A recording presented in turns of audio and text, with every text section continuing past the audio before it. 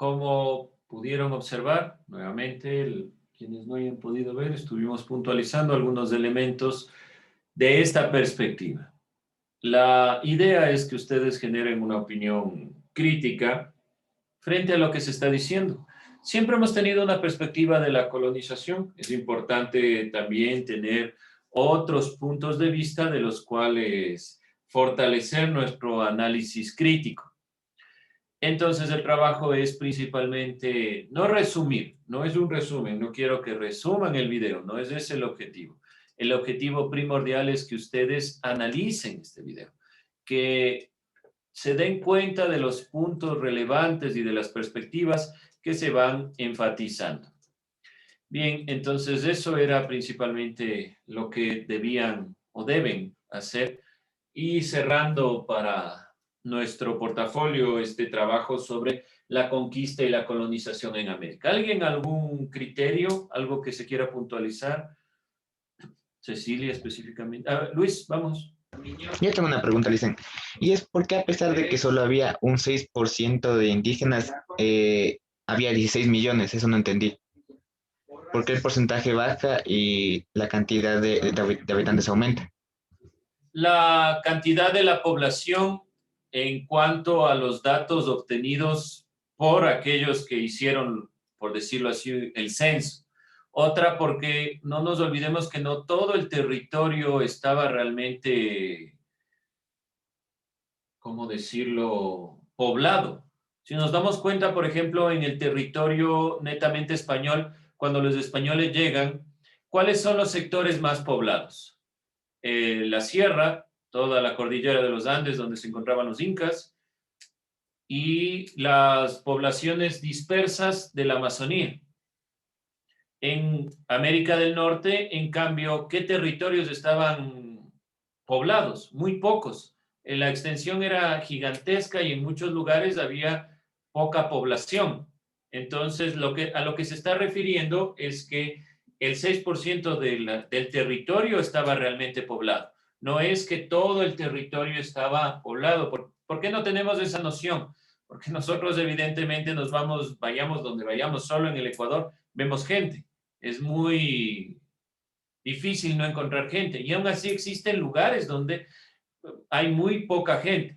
Tomando en consideración la geografía y el lugar, es por lo que estos historiadores españoles de Academia Play, que tratan de reconstruir la historia, manifiestan esta consideración. Es por eso, Luis. O sea, hay que tomar en cuenta esa perspectiva. Nosotros no tenemos en realidad la noción de un territorio como América Latina sin población, si en realidad lo que más está es poblado América Latina. Pero antes de la llegada de los españoles o dentro del proceso mismo de la llegada de los españoles, no en todos los lugares encontraron personas, o por lo menos si encontraron personas eran grupos o tribus pequeñas, no era una ciudad. Es que tenemos la noción, por ejemplo, como ciudades grandes o como grandes imperios. Tal vez los mayas, los aztecas y los incas. No hay más en realidad. Por ejemplo, en el Ecuador había lo que es ahora el territorio ecuatoriano, habían diferentes tribus que conocemos, precolombinas. Estas consideraciones de las culturas valdivias y demás, pero eran tribus. Y el momento que llegan los incas a conquistar y conquistan toda la parte sur de América, instauran un caminos y todos estos elementos y generan población, pero sigue siendo dentro de la cordillera de los Andes, parte de la costa, pero en la Amazonía, por ejemplo, tenemos tribus diversas. Si nosotros vemos, el Ecuador tiene una cantidad grande de nacionalidades, pero muchas de esas nacionalidades no eran en número grandes, porque si hubieran sido en número, y en esto yo comparto en cierto punto lo que está diciendo esta perspectiva, si hubieran sido grandes extensiones de pueblo, ¿hubiera sido realmente fácil para los españoles conquistarles? ¿Creen ustedes que si hubieran sido en número muchos más, si hubieran sido 90 millones de personas, no creo que hubiera sido tan sencillo llegar y conquistarles? Puede ser un punto, puede ser que no haya sido así. No digo que lo que está diciendo en este video los españoles sean, tenemos que recabar la información. Por lo menos están datando sobre bases históricas. Ahora, toda la historia depende del criterio. Pero es a lo que se refiere Luis, principalmente. ¿Y por qué aumenta? Por el mestizaje principalmente. Y por las condiciones de vida, que van de una u otra forma mejorando la calidad de vida y de los nacimientos, sobre todo. Eso es. ¿Alguien más? ¿Otro criterio, otro punto? ¿Qué opinan sobre lo que se manifiesta aquí? Es paradójico, es verdad, es paradójico. No es lo que realmente nosotros aprendemos.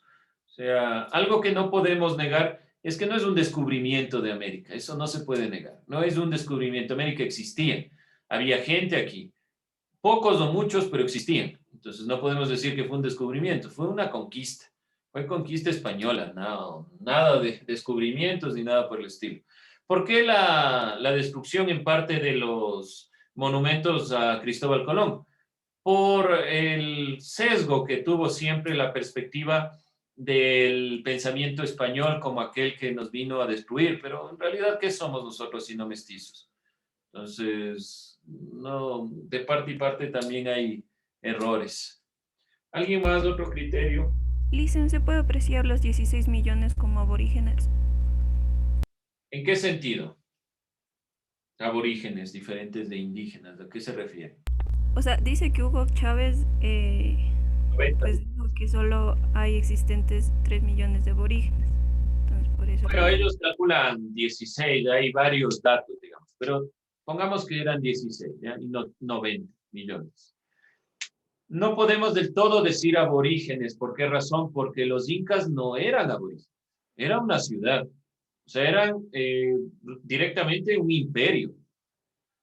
Dentro de ese imperio existía la conformación de otros grupos que del todo no conocemos. Porque, por ejemplo, los datos obtenidos de las misiones, ciertos datos se pueden obtener, pero hasta la actualidad sabemos que hay grupos indígenas no contactados. Si en la actualidad hay grupos indígenas no contactados, imagínense la época que se tomaron los datos españoles. Evidentemente, ¿qué conocían? La parte de la sierra, de la costa y unas que otras misiones que cuando descubrieron el río Amazonas, sobre todo. Los datos, por ejemplo, de las amazonas en sí mismas, estas mujeres que coexistían solo entre mujeres. Pero no tenemos el dato de todo. ¿Cuándo se da un impulso a reconocer el Oriente como parte de los territorios y sobre todo en el Ecuador? Es con el descubrimiento del petróleo. Es un dato aproximado, digamos. Pero, ¿qué está contraponiendo principalmente? Que si fueran 90 millones de indígenas, en realidad se tiene el dato de esos 90 millones. Yo creo que si hubieran sido 90 millones hubiera sido muy complicado conquistarles como se les conquistó. Más allá de cualquier cosa, o sea, hay muchas apreciaciones. Los indígenas no les interesaba el oro, les interesaba la comida, la agricultura. Los españoles llegaron y la mayor parte de la población que murió no fue solo por la mano española, sino por las enfermedades. También hay que tomar en cuenta que muchos de los territorios, por ejemplo, de nuestros territorios en el Ecuador, muchos de los indígenas no estaban de acuerdo con el proceso del incaico, entonces dieron la apertura para los españoles. Hay muchos factores, pero aún así me parece que si hubieran sido una cantidad grande, tal vez no se hubiera podido dar un proceso tan rápido. Obviamente hay otros factores, la lucha de Atahualpa con su hermano Huáscar, que generó una ruptura del incaico. Hay muchos factores, es verdad, pero lo que está tratando de vislumbrar, más allá de la cantidad, que yo creo que no necesariamente podemos tener el dato exacto, pero ese dato tal vez no sea tan exorbitante como creemos. Eso sí, lo que nos invita este video es a investigar, creo yo por lo menos. Nos invita a investigar, a no conformarnos con lo que nos enseñan en clase, con lo que nos enseñan los libros, con las perspectivas que están escritas, porque, por ejemplo, el libro de historia de cualquier autor depende de su época y de la necesidad en la cual está escribiendo. Si está escribiendo en la época de la Revolución Ciudadana, evidentemente le van a dar una carga a la perspectiva del pensamiento en contra de lo europeo. Si escriben en la época de una historia propia del Ecuador o de América Latina dentro del proceso posterior a la revolución y a la conformación de las repúblicas, tal vez rescaten elementos europeos. Entonces, ¿qué quiero mostrarles con esto? La historia depende mucho del punto de vista. Hay muchas cosas que debemos recabar y nuevamente, la historia siempre se está haciendo. Los historiadores demuestran que la historia no es sobre el pasado, sino es sobre el ahora. No es un análisis sobre lo que sucedió antes, sino es una interpretación de los elementos que podemos recabar hoy para entender nuestra vida en general. ¿Alguien más otro punto de vista? ¿Otro criterio?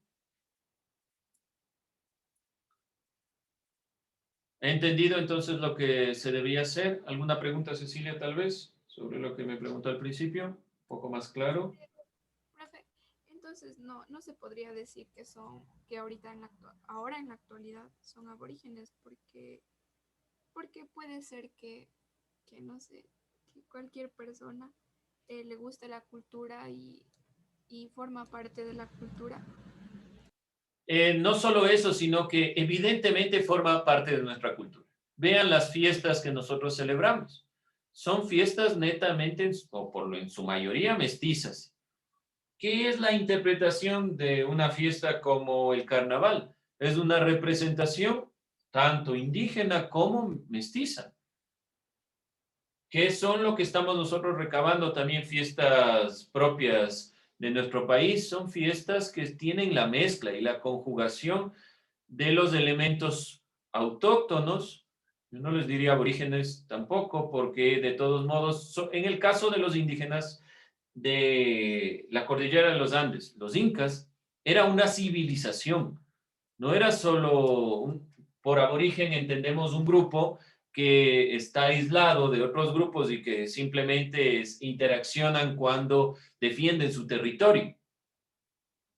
Bueno, dentro de esta consideración, los incas eran conquistadores. Por lo menos el incaico es netamente una civilización que tiene una religión, que impone su criterio, que tiene un sistema económico, que tiene un sistema cultural, que tiene algunos elementos. Entonces, esos elementos de una u otra forma van relacionándose con nosotros, quieran o no quieran, les guste o no les guste, digámoslo, por decirlo de alguna forma. En cada una de las cosas que nosotros realizamos, hasta para criticarlas y decir, no, a mí no me gusta esa fiesta, qué feo, ya es un asimilar la realidad desde el proceso de colonización. ¿Por qué? Porque anteriormente los incas, los mayas, los aztecas no tenían elementos escritos, lo que significa que estas civilizaciones no podemos datar todos los elementos que tenían.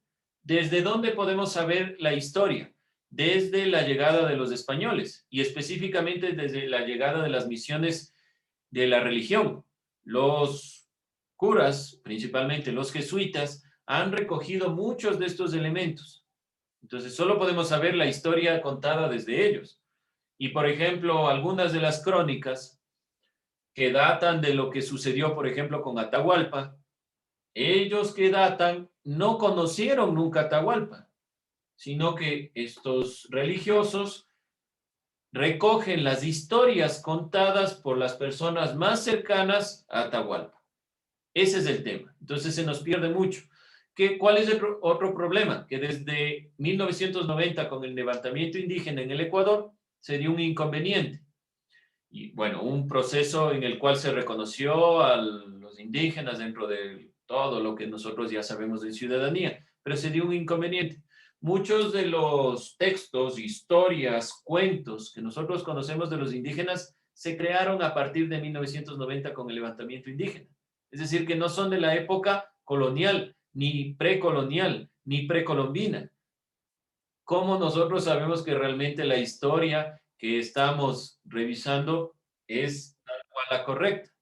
Tenemos que recurrir netamente a las crónicas, tratar de evitar cuentos, historias, porque a veces los cuentos son creados en el siglo XX hablando sobre cosas que sucedieron anteriormente, pero son interpretaciones. Hay que tener mucho cuidado. Este video, más allá de que les genere reflexión o tal vez duda, porque tan pocos y no tantos si el territorio es extenso, la idea principal es que ustedes se den cuenta que la historia es así. La historia no es un tema acabado, no es que porque sucedió en el siglo XV, entonces no hay nada más que hablar de eso. No es porque sucedió en el siglo III antes de Cristo, entonces yo no tengo nada más que saber. Simplemente anoto en mi cuaderno, doy la prueba y saco una nota. No es así la historia, es un proceso sumamente complejo. ¿Alguien más, otra idea, otra opinión? Profe, Bueno, sí, Cecilia. ¿y usted cree que la conquista de los españoles fue un progreso para América? Yo no digo que sea un progreso ni un retroceso. Hay que ser algo, a ver, hay algo que puntualizar que es evidente. La civilización que se encontraba dentro de América, puntualicemos los incas, por ejemplo, tenían un gran avance en cuestiones de agricultura que no tenían los españoles. Tenían un gran avance en análisis de suelos, como lo que se llama laboratorio inca, que recién casi se descubrió, que no tenían los españoles. Pero nosotros no sabíamos cómo obtener de mejor manera, por ejemplo, la utilización de la madera para barcos más sofisticados que pudieran llevar y traer alimento de un lugar a otro. Yo no creo que sea un avance en sí mismo. Es como se dicen algunos escritores, es un choque de mundos, de dos perspectivas diferentes. Cada uno tenía algo que aportar y aportó. Por ejemplo, si nosotros vemos el sistema de riego por goteo, es una invención propiamente de los incas. Otras civilizaciones también tuvieron, sí, es verdad, también tuvieron los mesopotámicos, qué sé yo, pero los incas pudieron cultivar en territorios helados, sin oxígeno, como lo que pueden visibilizarse en Machu Picchu. Entonces, esos elementos sí han calado dentro del pensamiento universal. No creo yo que haya sido un avance ni un retroceso. Creo que es parte de la vida en sí mismo. Hay momentos en que civilizaciones están más avanzadas, digámoslo así, en consideraciones de, por ejemplo, los españoles tuvieron la posibilidad de movilizarse. En cambio, los incas no les interesó más que su continente. Ya depende, creo yo, del punto de vista. No creo que haya sido un avance ni un retroceso, pero no creo que seríamos lo que somos hoy en día sin la llegada de los españoles. Eso es evidente. Si los españoles no llegaban a América, no seríamos los que somos hoy. Quién sabe qué seríamos realmente, pero no seríamos los que somos hoy. Eso sí, ténganlo por seguro, porque toda nuestra visión, todo nuestro criterio, toda nuestra idiosincrasia depende directamente de la conjugación entre lo español y lo que existía como nativo. ¿Sí? Eso es propio de todo proceso de mestizaje. Bien, nos ha llevado bastante tiempo hablar de este tema que es sumamente interesante. Solo voy a cerrar una perspectiva. Fechas en las cuales nosotros estamos revisando la conquista y colonización en América en general y nos hemos centrado en el proceso portugués, 1492, hasta lo que hemos llegado principalmente del hecho, diría yo, donde se va rompiendo y esta perspectiva en el siglo XVIII. Siglo XVII es el inicio de la colonización inglesa y para el siglo XVIII ya va a generarse un incremento en la producción de las plantaciones principalmente, que vamos nosotros a puntualizar y que quiero que revisen sobre todo para la evaluación. Los ámbitos de las regiones donde se encontraron oro en Brasil, el trabajo minero que fue tan importante, pero que se relacionó con la agricultura y con la vestimenta, el proceso del inicio de la expedición, que fue en 1500 para los portugueses y para 1503 directamente estos portugueses arrendaron el territorio y comenzó toda esta disputa. Consecuentemente, el crecimiento ya de la civilización llegada comienza a generarse una confrontación dentro de las perspectivas, pero se asientan dos modelos fundamentales, la hacienda y la plantación. Por favor, aquí no olvidarse diferencias y semejanzas entre hacienda y plantación. Principalmente no olvidarse también que el crecimiento de las haciendas se dio principalmente junto al tráfico de esclavos, de las personas esclavizadas, mejor dicho. Las personas esclavizadas fueron las que trabajaron en plantaciones de hacienda, tanto africanas como indígenas. Dentro de esta perspectiva, entonces, también no olvidarse que un ejemplo de plantación puntual es la plantación brasileña de caña de azúcar. Tampoco olvidarse que la hacienda es principalmente local y la plantación es transatlántica.